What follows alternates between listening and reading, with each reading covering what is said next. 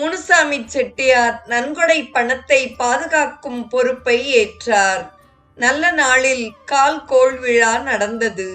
அவ்விழாவிற்கு வந்திருந்த துரைசாமி நாடார் கட்டுமானத்திற்கு தேவையான சுண்ணாம்பு முழுவதையும் அளிப்பதாக உறுதியளித்தார். அவ்வாறே தந்தார். சாந்த பிள்ளை 1000 ரூபாய் கொடுத்தார். அக்காலத்தில் அது மிக பெரிய தொகையாகும்.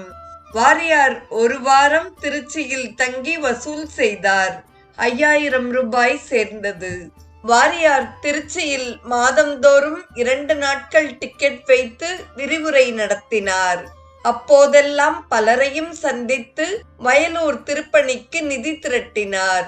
திருச்சி வாசிகளில் பலருக்கு வயலூர் எங்குள்ளது என்பதே தெரியாமல் இருந்தது. வயலூர் சென்னைக்கு அருகில் இருப்பதாக அவர்கள் கருதியிருந்தனர். திருச்சிக்கு மேற்கே 5 கல் தொலைவில் உள்ளது வயலூர். பசுமையான வயல்களுக்கு நடுவில் வயலூர் அமைந்துள்ளது. வாரியாரும் உள்ளூர் பிரபலங்களும் இணைந்து செயற்பட்டு 21 மாதத்தில் வயலூர் திருப்பணியை செய்து முடித்தனர்.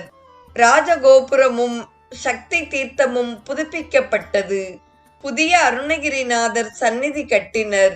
1936ஆம் ஆண்டு வயலூர் குடமுழுக்கு இனிதே நிறைவேறியது.